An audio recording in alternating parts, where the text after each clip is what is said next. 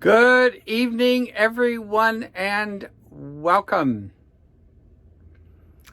Arrogance. Arrogance gets us into a lot of trouble. I certainly know that my arrogance has gotten me into some seriously bad scrapes.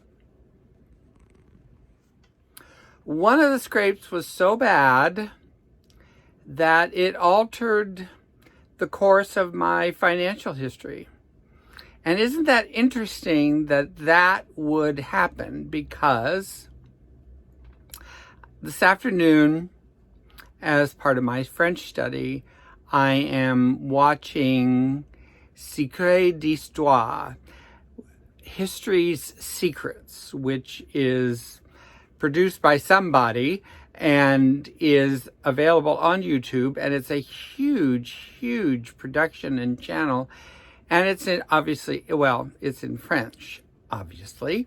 And I do that to watch and listen to the language. Not that I'm understanding everything that's going on, although I do know a little bit about today's subject, which is Napoleon Bonaparte. And isn't that interesting? Because that's why I picked the topic of arrogance today. For those of you who don't know the story of Napoleon, he got to be a little too big for his britches. And after conquering much of the continent and having quite the obsession with conquering France, he decided to head off to Moscow to conquer Russia. And it didn't go well. And he left left France with a million troops or something along those lines. And I know came back with about 30,000. So you can tell the degree it did not go well. Now, that said, there are a lot of things that Napoleon Bonaparte did that actually are still a part of not only French culture, but culture worldwide today. And so, once again, it's a dance of several different sides. But let's just talk today about the side of arrogance, because I'll just grab myself for the moment and talk about the fact that, there are a lot of different aspects of me, just as there are everybody else. And one of them is that, at least in the past, and I try to rein it in to the very best of my ability today, I can come off slightly arrogant. And I certainly have in the past, and it has cost me. It has cost me relationships, it's cost me money, it has cost me dearly. One of the things that it cost me dearly was my spiritual soul. Because when I was in the grips of that kind of superiority, thinking that I knew better, thinking that I even knew anything, I couldn't hear what other people were trying to tell me. That's probably the biggest thing. I couldn't hear what other people were trying to tell me. One of the things that I so implore people to do, I do this on this channel all the time, I practice it myself, and that is pay attention. God speaks through others. Sometimes he speaks to me directly, but my general experience is that I had better run those brilliant, God-given ideas by somebody. Because many times they can be my arrogance. Many times those thoughts that, oh, this is divinely inspired, is just simply my arrogance.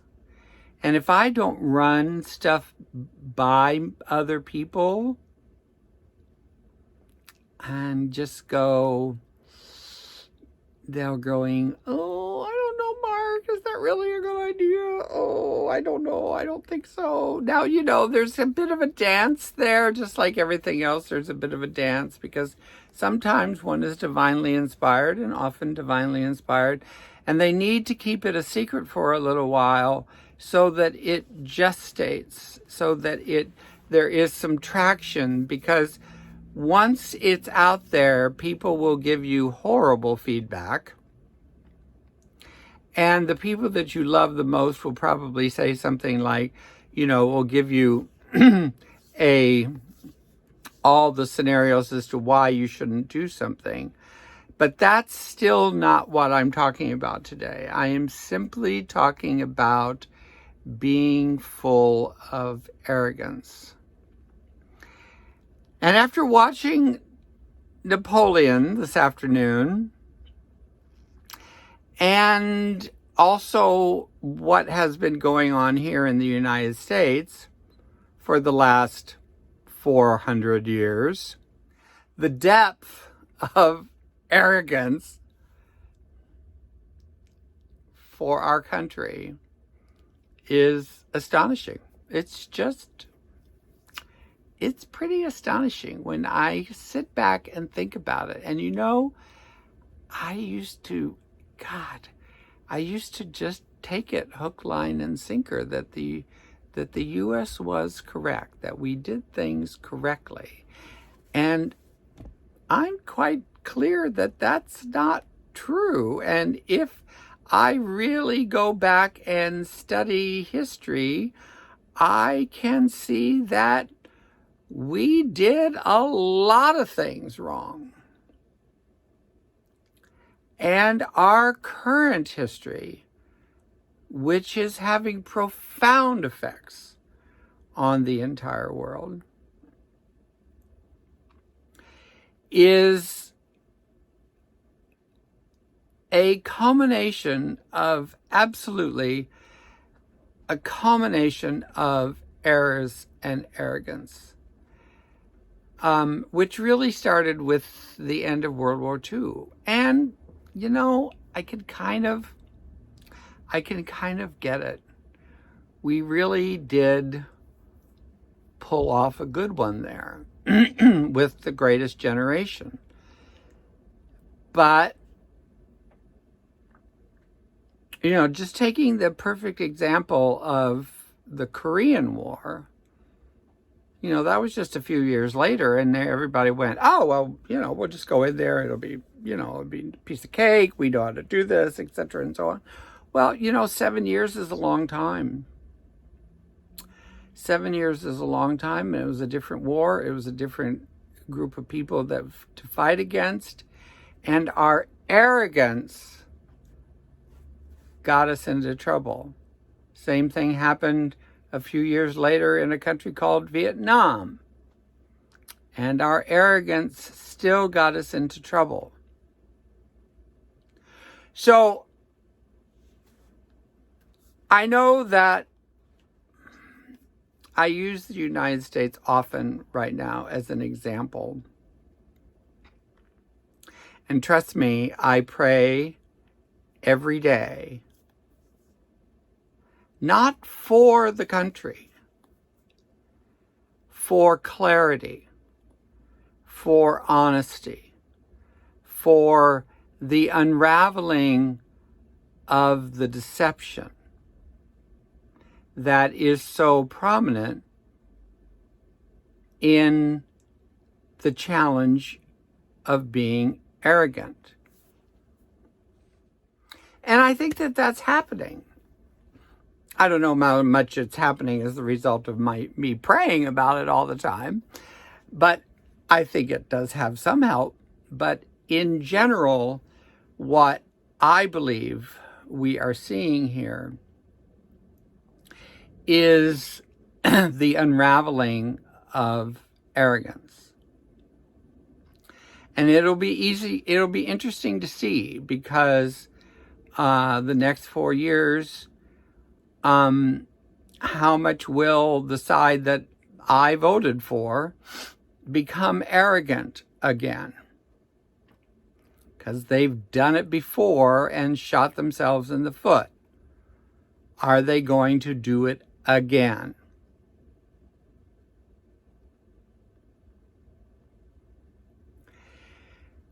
And arrogance leads to, you're wrong, I'm right, that's it. Which is a summary of our life today. You're wrong, I'm right, that's it. I don't want to hear it. I don't want to hear it.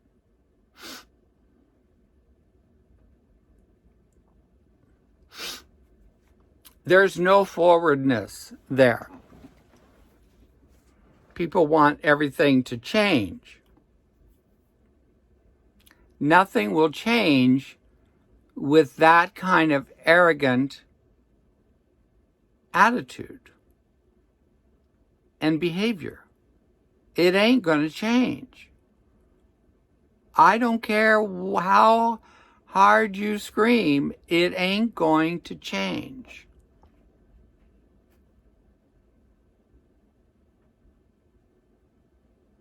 So let's reel it in. Let's reel in the bigger picture, because there's only so much we can do about the bigger picture. But we can take the bigger picture and do something very powerful. And that is, look at where we behave like that.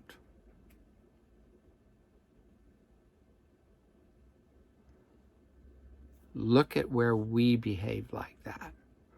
Where are we judgmental? Where are we arrogant? Where are we dismissive?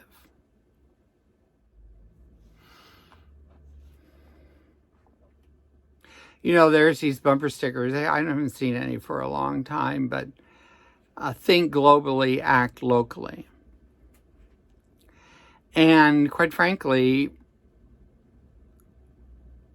there's a lot of truth to that. We don't have a lot of power over the whole scheme of things. But just our little shifts in terms of looking at our behavior have a way of exponentially affecting vibrationally the rest of the planet.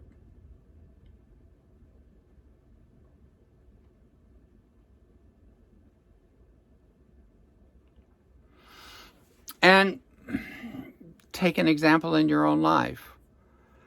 What is one thing that all of a sudden you went, oh, this is not right. This behavior is not going anywhere, and I have to stop. And what was the result of that? The result of that was more significant than one probably even imagines. Because our being affects a minimum of 10 people in our kind of immediate circle. But that 10 affects another 10, affects another 10. And in a very short order, you are in millions of people.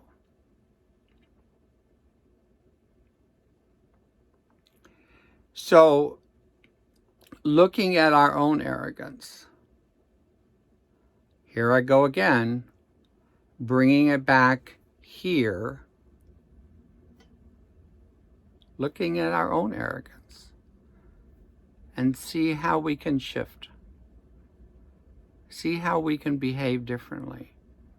See how we can put ourselves in the other person's shoes. Our ego wants us to be right. But right, as we are observing, is not making us happy.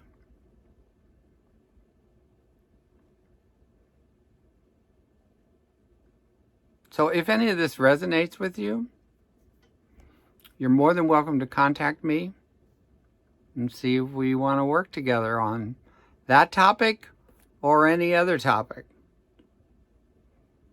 Thank you so much for listening this evening. Merci beaucoup. Bonne journée.